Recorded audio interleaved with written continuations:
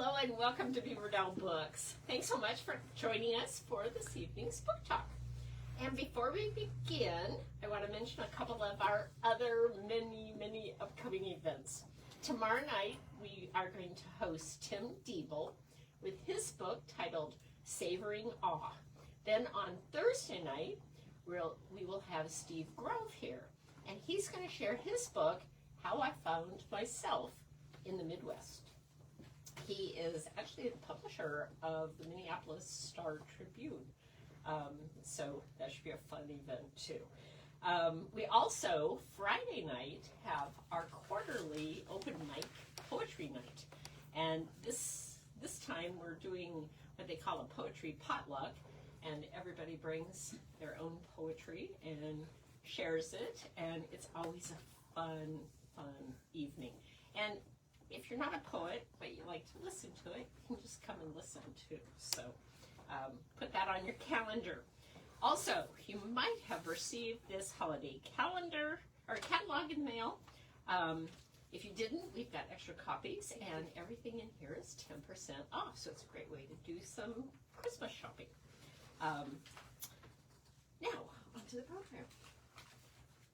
The Archie Drexel Mystery Series is going to have you turning pages to see what comes next, all while wondering if Warren Haddock has been spying on you and your normal everyday life for inspiration. Warren was raised in the Des Moines Metro and still chooses to live there with his wife and his 2 dogs.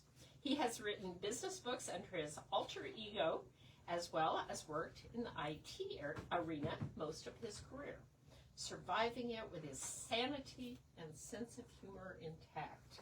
He says. Is that true? Okay. All right. Since he's not allowed to kill people in real life, he's chosen to bump them off in his Archie Drexel mystery novels. So please join me in a warm welcome, Warren Haddock. All right, thanks. So most of you know in the audience that my real name is Tim Johnson. So I chose to go with a pen name for a couple of reasons. One is there are approximately 5 billion Tim Johnsons on the planet right now. For those of you who have purchased the book, you may notice that it is published by Rabid Dog Publications. My wife's in the audience. That's been a running joke between the two of us almost since the day we were married. She is, or was, an English teacher. And the rabid dog who is shot in To Kill a Mockingbird was named Tim Johnson. So, like I said, it's kind of been our little running joke. So, why did I decide to go with a pen name, specifically that pen name? Well, Warren and Haddock are the last names of 2 women who were very influential in getting me back into writing and kind of pushing me back there. So I wanted to honor the 2 of them in some way, so I asked them while I was in the middle of writing and editing and pulling what little hair I had out, if I could, purloin their 2 last names, and they said, yes, please. So Warren Haddock was born. A little background on writing murder mysteries, cozies specifically. A few years ago, I found myself in the situation of having this weird thing called free time. I was no longer teaching at Drake, and my kids had reached that point where it's like, oh, we don't need you, Dad. We kind of have things under control. And so I was like, okay, what do I do with my time? And a couple of things happened in rather quick succession. One is I discovered the cozy murder mystery genre. And the second thing is I started writing the murder mystery dinners for Salisbury House. And between those 2 things, I was like, it'd be really fun to write a murder mystery novel. And so it's like, well, why not? Yeah, I mean, I've got the time, I've got the mental bandwidth now, so I just started storyboarding stuff out, and before I knew it, Life After Death had come to fruition, and I told a friend of mine that, and he's like, great, now work on the second one, and the third, and the fourth, and so I regrettably took his advice, and so I'm actually working on books 3 and 4 right now, getting those written. So anyway, a couple things, one of the things is I was researching a lot of the cozy murder mysteries. Is I found that most of them were set in New England, and it was a woman sleuth, and it's like a bookstore or an antique shop or a coffee shop or something. And it's like, if I'm going to follow the write what you know thing, well, what about a suburban man of a certain age, who's just kind of like trying to figure out life, and so that's sort of how Archie was born. The name Archie Drexel was kind of funny. I have more unique stories about how I named characters almost than the books themselves, but my family and I were vacationing in northwest Arkansas, and as we were driving down just north of Joplin, there was an exit, and the 2 little towns at that exit were Drexel and Archie. And I'm like, oh, that would be such a fun name for a book character, Archie Drexel. So if you wonder how I come up with these names, that's how that would arrive. So anyway, my thought was, like I said, write what you know. And I really wanted to, I kind of follow the Stephen King approach to characters. It's like, really, really, really get to know your characters quite well. Figure out what their hot buttons are, what their interests are, what their hobbies are, all of that. And then, just give them a situation to react to. And so that's kind of where, the books came from. And the first book was actually something that happened in the past with a neighbor. And I won't give away details if you haven't read the book yet, but there was a neighbor at one point who tried, to do something to the dog of another neighbor, and quite frankly, you can kill off people left and right. I'm not going to blink an eye, but if you do something to a dog, I'm coming after you. So, I'm like, that guy only got away with a slap on the wrist. I'm bumping him off. So, and so that's sort of how the beginning of the first book takes place. So, really, one of the things is I was researching how to write a good cozy, and this was something I really have enjoyed doing, is making the characters very human. Like I said, the Stephen King approach of really getting to know your characters. And so, with Archie especially, as the book opens up, he's dealing with a lot of grief. His wife has just passed away, which I had to explain to my wife. It's like, nothing against you, love you, but as I said, the circles of the Venn diagram of writing a loving and supporting wife and being allowed to go and solve murder mysteries, those circles do not intersect at all. And so, like, I love you, honey. You're remembered fondly in the books, but you had to go. So that's kind of how that played out. But Archie is dealing with, the loss of his wife. He's got 2 grown daughters, as do I. So he's dealing with all sorts of things. Just, what does his new normal look like? And so, but little things that keep him human, like how he interacts with his dogs. Archie also has 2 Shih Tzus, as do I. And just the nature of how he talks to his dogs. The fact that Archie is referred to as a sitcom savant, which my family will attest. I love vintage sitcoms, always have. And so, just dealing with all of that and those little things that just kind of, keep the characters warm. And then as the book progresses, Archie starts making friends. He's getting past his loneliness. He learned how to deal with things like anxiety and what have you. So that's just some of the things that, came into play. So as I, told Jan here, and thank you again for hosting me tonight, I was a college professor for 27 years, so hearing myself lecture is not fun. So I would rather open it up for questions from the audience, because that's my favorite part, is actually fielding audience questions. So you are like way tangled up too. Oh, it is, isn't it? Yes. So There we go. Who's got a question? I will ask a question. I don't think you're on. oh, am I not on? Small audience, so how it works. So. I just realized that. I wanted to ask about your inclusion or exploration of mental health, men's mental health specifically, and why you wanted to explore that in a book that already deals with so many other things. I would be curious to know why you decided to explore that as well. Yeah, thanks, Shelley.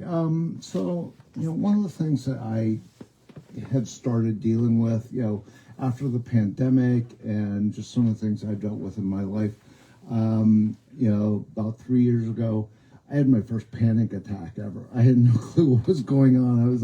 I was convinced I was having a heart attack, and so it was, and my wife was actually gone that weekend, so I was just kind of like dealing with all this fear myself. And so one of the things that I just wanted to do was say, there are a lot of people out there who deal with mental health issues all the time, and they're afraid to ask questions of anyone. And so just having someone in a book where they can see themselves and say, got lots of chairs up and through here. So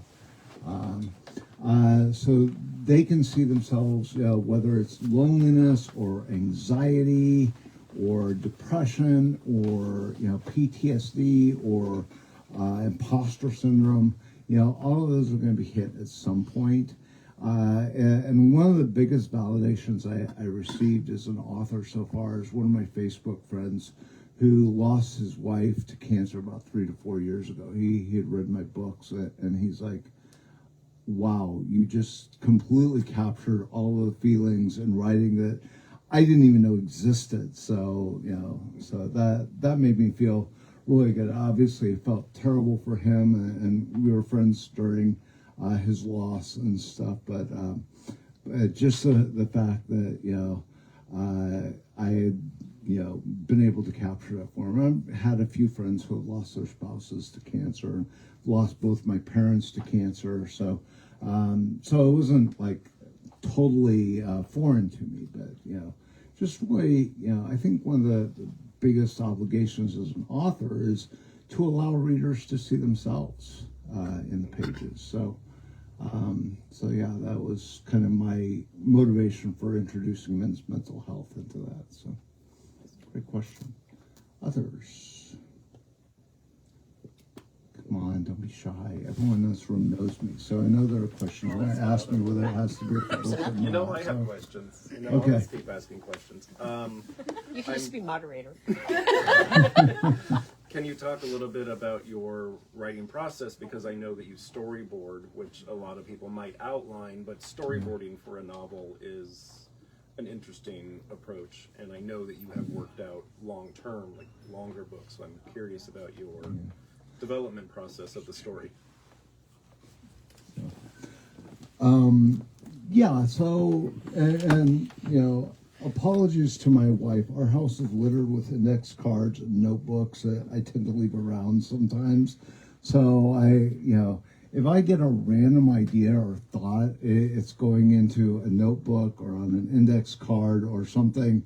And then, when I'm going to write, I'm trying to find all of these, various pieces of paper to turn them into the book. So that's kind of what I'm going through on book 3 right now. Is I'm very close to being finished with the storyboard and saying what's going to happen in each chapter. And I've kind of hit on a formula that works for me. I'm shooting for about 50,000 words in each book and try to split it out into 40 chapters. So I kind of have an idea. And then when I go to write, it's kind of that, kill your darlings time. It's like, what are those really fun, cool ideas I had that it's like, it's just not going to work in this book. So I tuck that aside and say, okay, maybe a future book. And so, I've got one. So if you storyboard, do you know who the killer is right from the start, or do you surprise yourself? I often find, in book 3, I surprised myself. Really? Because I have a lot of red herrings going on, and then I figured out, as I was writing it, because kind of like the sleuth, I was like, that doesn't work as a killer. And then I would go to this other character, and I'm like, nah, they would never do something like that. And so finally, I found myself creating a new character that has turned into the killer. And that's one of the fun things about being a murder mystery author anyway, is, I have to be surprised too, or my readers won't be. So in both the books, I try to have a little bit of a surprise moment. And so. Okay. Other questions? Well, this is not a shy audience. It is a shy. I have a question. Okay. Can you talk a little bit about your setting? Just because I know that it's Des Moines area set, but it's fictionalized. Yeah, so I made the decision. The book is set in a fictional suburb called Windedale, which is a portmanteau of Windsor Heights and Urbandale. And I did that for a couple reasons. One big one is one of the main characters, one of Archie's good friends, is actually on the police department. And I didn't want anyone, in the Urbandale Police Department saying, "Oh, that's based on you," or, whatever. And so I kind of decided, okay, I'm going to come up with just a fictional suburb. But there's a lot of things that happen throughout the Des Moines area that I actually do mention, like the Ingersoll corridor, the death in book 2. I can say this without spoiling anything. Takes place at downtown Des Moines Farmers Market. There are some things where I'm quite comfortable saying, okay, this is a real place, and I don't ever tell the reader, obviously which is which, but it's just a case of I really kind of wanted to, on the police standpoint of things, to create that fictional suburb. So that was the big motivator for creating the town of Windedale that previously did not exist. So It could be part Beaverdale too. true, could be part Beaverdale as well. Yep. So.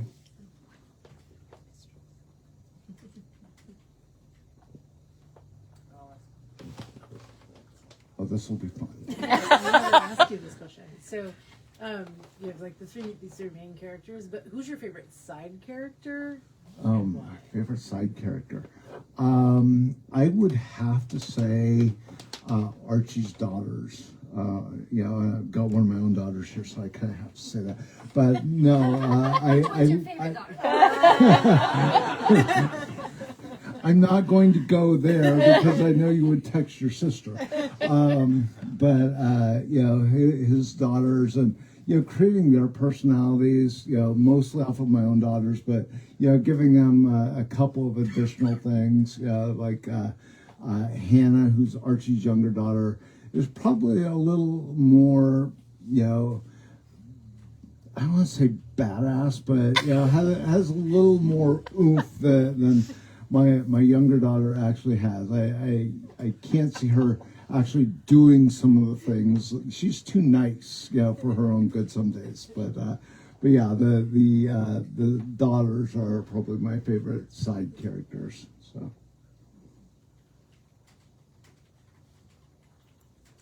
Other questions? Do you come up with your own titles? Yes. So I write the book first, and then I kind of look through it and I say, okay, what's the theme here? And can I narrow that theme down into, 3 words? And so the first book, like I said, is Archie dealing with the death of his spouse and just trying to find a life for himself after that death. Trying to learn how to make friends and get routines down and everything. In the second book, he actually refers to the year of firsts, where it's like your first Christmas and your first Thanksgiving, and first holidays after a death. And having lived through that myself with my parents, I kind of seen how hard that can be. It sounds very easy in theory. It's like, well, just, you survive it or you change it or you keep it the same. But the discussions and the decision making that go behind that, it can just be staggering sometimes. So that first book, and then the second book, Archie's day job, very kind of similar to me, is data person, and so there's an element in data that talks about source of truth, and that becomes a key thing as he's trying to figure out the murder as well. Is there are all kinds of truths throughout there, and it's like, okay, which one is the prevailing source of truth that's going to help him solve the mystery? So, Any girlfriends? huh? Are there any girlfriends? Not for the 3 main characters yet. I haven't decided. Archie and Ted, and we haven't gotten Ted's backstory yet, so I'm not going to give away too much. But those are 2 people who have loved and lost very deeply. So I'm thinking they will, if anyone gets a girlfriend or a spouse or anything, they are going to be probably the last 2 to fall. Xander, on the other hand, is I could see him. He was a serial dater out in California, so I sort of see him getting a girlfriend at some point in the near future. I don't have it planned up through book 4 yet, but I see him falling hard for someone. So. Okay, one more. This is a fun question. So if these books were optioned, who would you see? What actor would be Archie? I've actually thought about that. I've been watching a lot of vintage sitcoms, surprise, surprise, and I always butcher his last name. Enrico Colantoni, I think, the guy from Just Shoot Me, played the photographer on Just Shoot Me. He's a little older than what I would want, because Archie's in his mid-50s. I think Enrico's in his mid-60s now. But as far as, similar personality, similar look, I could totally see that as being the character who played him. So. Oh. So you made the comment I don't that know if you it'll go that tweaked- far. Oh, I've got a loud mouth. Okay. So you made the comment that you tweaked your younger daughter's character a bit, made her a little more badass. What did you tweak about Archie that's unlike? Because so much of him is like you. Yes. What did you tweak? Maybe something you wished. Well, I did not wish to have my wife gone. I can say that. Archie is probably a better cook than I am. My wife is the culinary master of our house. So Archie's time in the kitchen, cooking for his friends and preparing meals and stuff, that's totally Shannon's, bailiwick. And Archie has more of a love for yard work than I do, so, as some of my neighbors can attest. So. You might have answered it already since Okay. you came in late, but how did you come up with Warren Haddock? Yes, Warren and Haddock are the last names of two women who really inspired me to get back into writing. So I really wanted to honor the two of them, and they helped edit the work, and so I asked them before I used it, and they were both like, "Yes, please, we're excited." So yes, that's how Warren came up. Yeah, I came up with Warren. So Yeah, of course you can. Yeah. other questions, thoughts? So I know from talking with you that you often come up with a single idea with your books as you're creating them. So when you were writing the second one, it was always I want this to be related to the farmer's market. I'm just wondering how does that creative process work? How do you get those ideas?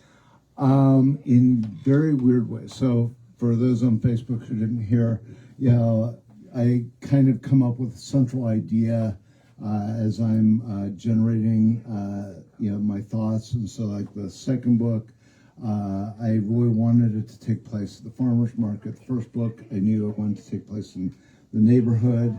And where I come up with that is very random. You of all people know how my brain works. It's like, ooh, pretty shiny thought. I could be driving along and seeing something little that would be almost imperceptible to anyone else, and thinking, now that would make an interesting book premise. And now that I'm 2 books in and really kind of know my characters a lot better, it's getting more fun to see what are the things that they have to react to, and coming up with those. So I've got about 8 books sort of lined up with situations where they'll have to react to something, and so you know how my brain works. It's exceptionally random. So anything else? I do have a question. As a self-publisher, what was the process like to decide it's time? I'm done writing, I'm going to publish. And what was that process like? Again, as a self-publisher, there's usually fewer people in the mix. And so how did you get to your final edit? Well, the Haddock and Warren Haddock was my primary editor. She was very, very militant. I say that in a very kind way, but she did not put up with anything. So, I wouldn't necessarily call her brutal, but she was brutal. But I say that in the kindest way. As far as knowing when it was time to be ready, as anyone who knows me knows, I can obsess over something forever and ever. And one of the best books I ever read was probably Tina Fey's autobiography, Bossy Pants. And she talked about when it was time to produce Saturday Night Live. And she said, don't be the kid at the top of the water slide overthinking things. SNL does not go on because it's ready. It goes on because it's 11:35 on a Saturday night. And so I just kind of had to sort of internalize that thought of, okay, this is never going to be 100% right. And a couple of my friends have already said, hey, I found a typo. And so just eventually you have to say good enough. And you're an author too. I know you know this for yourself. It's like there is no such thing as 100% absolutely ready when you're an author. Even I'm sure Harper Lee on her deathbed was probably thinking, man, I wish I'd changed that and to Kill a Mockingbird.